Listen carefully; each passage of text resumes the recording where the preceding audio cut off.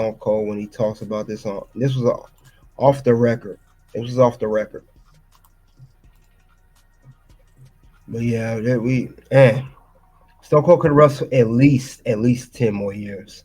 We could have got good 10 more years out of him, but we didn't, unfortunately. But we gonna talk about this now.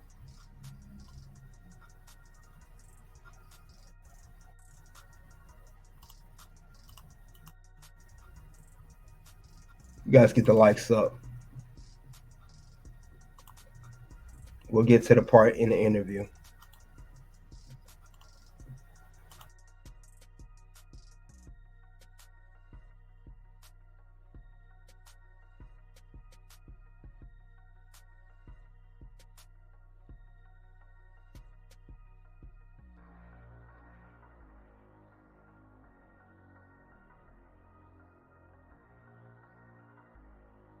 Requested guest ever, so you can probably guess. Those numbers don't lie, and I don't brag about merchandise sales. It's to stay around and get so much it wasn't even fun anymore. Well, I think it's starting to get a lot more fun for him because the rating race has been pretty damn fun the last few weeks. And with the 5.7 we just set, not too long ago, was the highest rating ever for wrestling. Right. There's no question that we should point this out to an audience that may or may not know. WWF has had a really good last little while. WrestleMania was the highest grossing of all times pay-per-view. Right. Highest rated show the past, your last Raw in the Vince McMahon, Steve Austin storyline. But I want to ask you, though, I want to go back to WCW and say, you got a phone call, right, from Eric Bischoff when he was your employer. Right. What did he say to you on the Well, I was recovering from a torn tricep I suffered over in Japan. And, the arm was healing up. And basically he told me, based on the amount of days I've been incapacitated, based on the amount of days, on the amount of money they were paying me, that they were going to exercise their right to terminate the agreement. So I said, basically, you're telling me I'm fired. He goes, well, yeah, that's what I'm telling you. When you get well, maybe, we can talk again.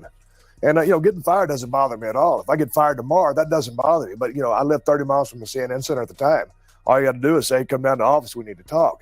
I just got pissed off they fired me over the phone. I think it's a pretty lame thing to do to a person that works for you for 4 years. Right. He fired a guy, though, who was not a star, right, in WCW at the time. There's no disputing.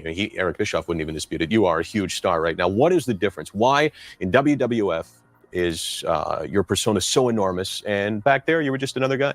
Well, it was a whole political thing when Brian Pillman and myself formed the Hollywood Blondes. They saw how that was taken off, and it would have been at the time it was the hottest tag team of all time, and it would have been one of the best ever. And they shut that down for political reasons. So I never was takes off your character. Japan or wherever I go, I am going to be. Anytime you put a limitation on me or tell me I can't do something, I'll prove you wrong every single time. Fans have a hunger for aggression now that minimizing your chances of staying healthy. They compromising your health right there.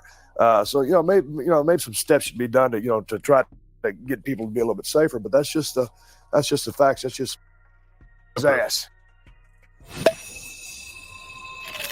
How'd they get so much flavor in these Skittles Littles? 'Twas I who shrunk the Skittles and.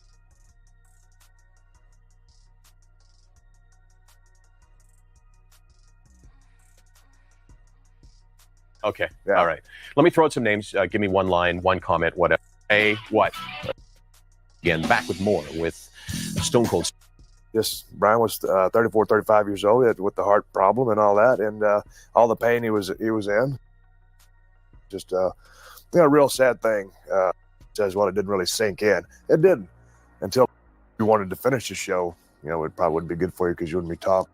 What they say, invitation is the most sincere form of flattery. Or something to that degree. Well, I'm not. Yeah, we're gonna take a commercial break, and maybe I'll shave my head and imitate would you. Probably not. Anybody who knows me, chances are they're thinking he ain't shaving his hair. We will take a break and talk about a very serious subject. Your good friend Brian Pillman went off the record. Okay, I started. I paid my dues, and for a year and a half there, and a lot of guys, pay the dues for a hell of a lot longer than I had to. And you got to learn. There's really no formal education. You don't get you're going to have a good time while I'm here. Okay, well, let's talk about that. I got a lot I want to talk to you about, the Vince McMahon thing, but you mentioned that you got dropped in your head, piledriver by Owen Hart. Right. Is there some animosity between you and him? Well, Genuine. Right. I'm telling you. Yeah, okay. You're damn right when you talk about something as serious as that. To lay in front of 20,000 people. Did he screw up?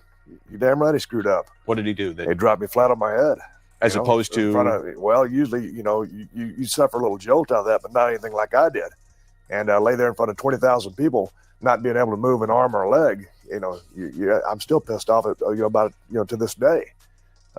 didn't he come up with a T-shirt also that said, I think someone else came up with Heart, a T-shirt. no, but Heart 316 and said, Yeah, I broke your neck or something like that? Yeah, I thought that was a pretty cheap avenue to go, but, that's the way sometimes the wrestling business is. But that is the way the wrestling business is. Well, I'm not going to sit there and whine and complain about it. It just goes with the territory. That's the way it goes. If you're going to whine and complain about everything, that's what Bret Hart did, He whined and complained about. Yeah, he always whined and complained. You're in Bret Hart territory here, Steve. I don't really care what territory I'm in. I'm not going to cater to anybody. Like I said, Stone Cold had a point. It was cheesy when I remember when Owen Hart did do the whole, T-shirt, and of course you don't want to complain because you don't want to come off as another Bret Hart. You definitely don't want to come off as another Bret Hart. So he had a good point there, and I give Steve kudos. But I know I heard there was some rumblings too that they don't talk about Stone Cold. Rumor has it that well, not even a rumor, I heard it was true that he had injured and broke someone's neck himself in Japan, and their career was never the same. But we're not talking about that. We're talking about Owen breaking Stone Cold's neck, and you heard he said he fell on his head and he definitely screwed up. And he said he got mad. He was still hearing it, he was still talking about it. You guys remember that moment? No, how about that?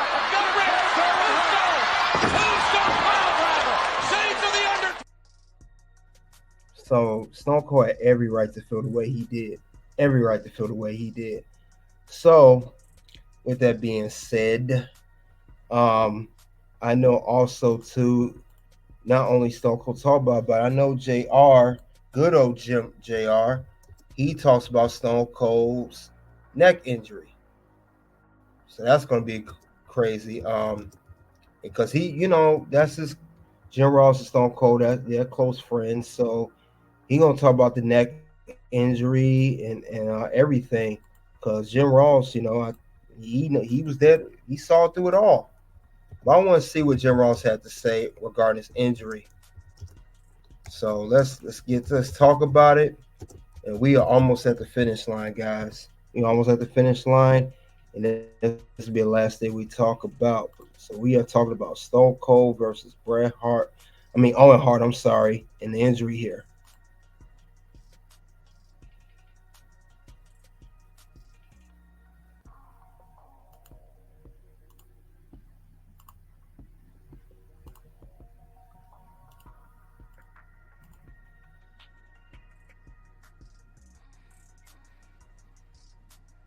Steve Austin's first live interview aired as the highlight of Halftime Heat, which aired edited video clips of the Hardy's Dudley match and the swimsuit competition from the Royal Rumble, with the key parts being edited off the show, of course.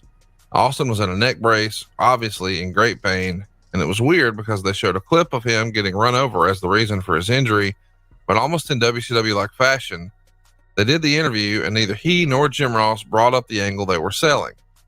Now, before we move on, do you remember that interview? And do you remember sitting down thinking, well, we got to get over that he was hit by a car? Or did you want to do more quote unquote shoot style and maybe the office didn't get the memo? I want to tell the truth. Right. Steve wanted to tell the truth, Conrad. Simple as that. The car angle, because I don't think Steve was overwhelmingly excited about working with Rikishi. It's challenging to work with a guy that big, even though Rikishi had great skills and instincts and so forth. And he's got very talented sons wrestling now as well. But be that as it may, Steve wanted to go more of an honest. Baseball is back. Stone cold route.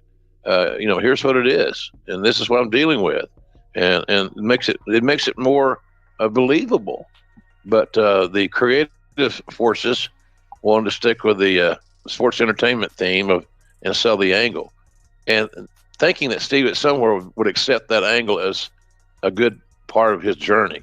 He never did. So, but we just followed orders. You're told to do this, and we did that, and we did it. And of course, it's also edited. So, what if we had talked about it in other terms, it would not have made air. So it was just the way it was, man. That's what they wanted.